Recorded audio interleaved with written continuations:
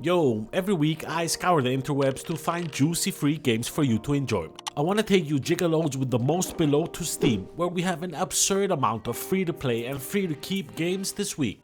Buckle in because it's going to be a quick one, like a rapid fire session. It's something I say to my wife just before never mind.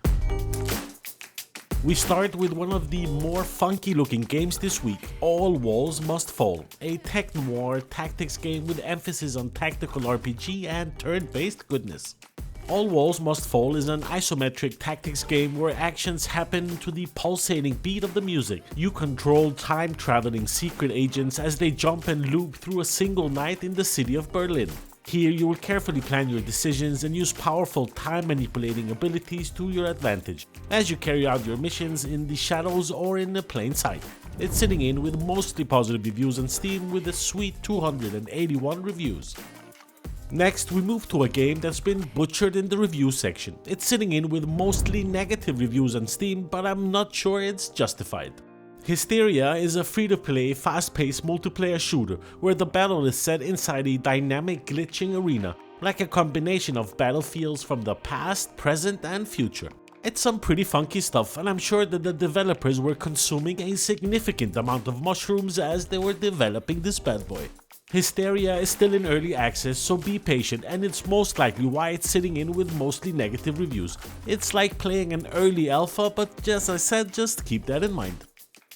Next, a game where you get to explore my anus. Colon, I guess, would be the right term. Gastro Run is a fast-paced educational adventure game full of obstacles, boss fights, races, and a bit of doo-doo. You play as Gastro, a witty nanobot whose goal is to help patients with enzyme deficiency, breaking down food as it travels through the digestive system. I mean, in fairness, I'm pretty sure it's the only game in the universe of its kind. It looks pretty fun, and I wasn't expecting to look inside a colon when I woke up this morning. By the way, if you want to stay up to date on free games and get them served to you in this quick and quirky setting, then do us both a favor and smash the subscribe button. And like the video if you want to be extra nice. It really helps, and it shows my wife that this YouTube thing is not a waste of time. Next, a heavy-hitting AAA juicy freebie in Once Human. Once Human is a multiplayer open-world survival game set in a strange post-apocalyptic future. Here you will unite with friends to fight monstrous enemies, uncover secret plots, compete for resources and build your very own territory. I was browsing the review section to see what people are saying and I came across this comment from a gamer. Overcollection of personal information and security risks. The policy collects a wide range of personal data, including sensitive information like government-issued IDs, which is typically excessive unless specifically required by law for the country that you're in. Collecting and storing extensive personal and sensitive information like government IDs, credit card details, social media data, and communication history, possesses a significant security and privacy risk. Like, why is this even necessary in a PC game? They also list numerous third-party recipients of personal information without specifying how these parties will handle the data. Actually, the developers answered this post by saying that they take data privacy very seriously and would only use personal data that they have a legitimate legal basis to use. Maybe it's just me, and most games are starting to use our data as an added product that they can actually make some money on. Well, I've raised the issue to you, and you can of course do with the information what you please. Next, we take a quick look at System Override, which is a first-person single-player heist game where you play as a hacker clearing a route through a variety of traps that block the way for your non-playable companions on the field. It requires a mix of careful planning and quick thinking as you look through security cameras to disable hazards like laser tripwires and robotics that lay just ahead. A very interesting art style that allows you to really get into the hacking mode. I think I even saw a can of Monster in the corner somewhere. It's just been released, so there's not too many reviews as of yet. Next, we take a look at Bump, where you dive into a variety of futuristic world, a shooter arena game set in a cyberpunk universe. Here, you get to explore dazzling arenas filled with neon lights and adventurous technology, where danger and opportunity lurks around every corner. Here you will engage in fast-paced cyberpunk multiplayer arena combat, where you will utilize normal and charge shots, jumps, dashes, bullet times, wall climbing for strategic advantages to push your enemy out of the arena, and by the end of it win the game. And I think it's pretty much all I got for this bad boy. Next, we take a look at Shelly Manor, where you find your way through a puzzle-filled manor while barely dodging human-eating monsters. You wake up in a dark room with one objective: escape. You control Alex, a tourist that ended up there after being tricked by the townsfolk.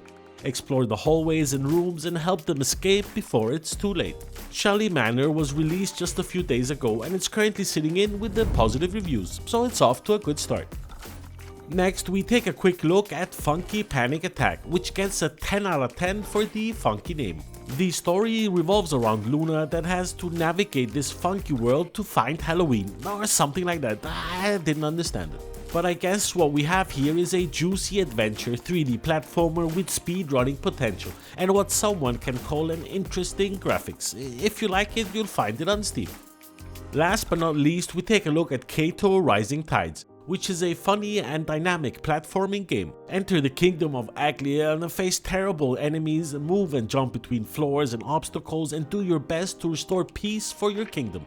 It's off to a good start with positive views and a total of 41 reviews, and considering it came out just a few days ago, you can actually call it a pretty good start. It seems that we have a lot of free-to-play platformers this week, and I guess if you're into those types of games, then you're in for a treat. And I think that's kinda it for free games on Steam, at least this week. There are a few other free games, but they're not really worth putting in your virtual library, so I'll leave those for now. Let's take a quick jump over to the Epic Store, where we start with a hidden open beta goodness in Rennsport Open Beta. A game for the racers among us that looks pretty good and feels just as good. The developers have used something called laser scan circuits, just so you know that those bad boys are incredibly accurate. From what I can see, it looks like a game where you can expect some in-game purchases for cars and tracks, but I guess that's more the norm than anything else these days. So if you're into racing and want to try something else than iRacing and Gran Turismo, then give Rennsport a try. The open beta should be running for a few more weeks. The people over on Epic have also blessed us with a triple free game giveaway week on the Epic Store. Starting with the Floppy Nights, that sounds like a XXX movie, and that being replaced by Arcade Paradise and Maids of Sker. The Floppy Nights game we won't cover in detail as we mentioned them last week. But in short, Floppy Nights is a tactical fused with card game mechanics as Phoebe and Carlton, a brilliant young inventor, and her robot arm bestie square off in turn-based battles. Here, you select your knights and hone your deck and execute your strategy for victory. And if you haven't claimed it yet, you still have a few more days, well, until the 18th to be precise. After the 18th of July, you'll be able to claim Arcade Paradise, which is a 90s-fueled retro arcade adventure.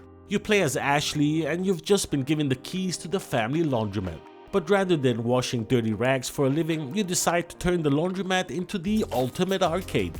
I love the idea and what a clever management sim this really is. It's currently sitting in with 4.6 stars on the Epic Store and a strong indication that this bad boy is actually fun. I for one look forward to taking this bad boy out for a spin around the 18th.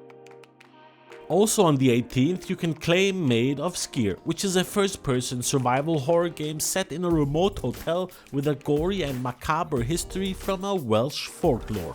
Here, you brave the nightmares of the quiet ones, but do not panic, don't even breathe and you'll be okay. Whilst the playtime is quite short-lived, the gameplay is simple yet effective and features an engaging new mode to try out after the completion of the main story. These games are not really my cup of tea, there's too much of a wuss inside of me I guess, but if you're into horror stories and shitting your pants every now and then boy are you in for a treat. And that pretty much gets us to the end of today's video. Thanks a lot for taking the time to watch my video. Thumbs up if you liked it, thumbs down if you didn't, subscribe if you haven't, like why not. Thanks a lot for watching and I'll see you in the next one. Peace.